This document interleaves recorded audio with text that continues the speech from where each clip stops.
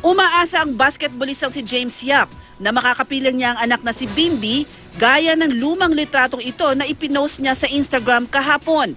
Ibinasura kasi ng Makati RTC Branch 144 ang petisyon ni Chris Aquino para sa Permanent Protection Order o PPO na hahadlang kay James na makalapit sa anak nila. Happy siya ngayon na wala nang hadlang. And he is believing naman that Chris, she will also appreciate that a son, that a child needs the affection of both parents. She should follow the law. She should follow the order of the court.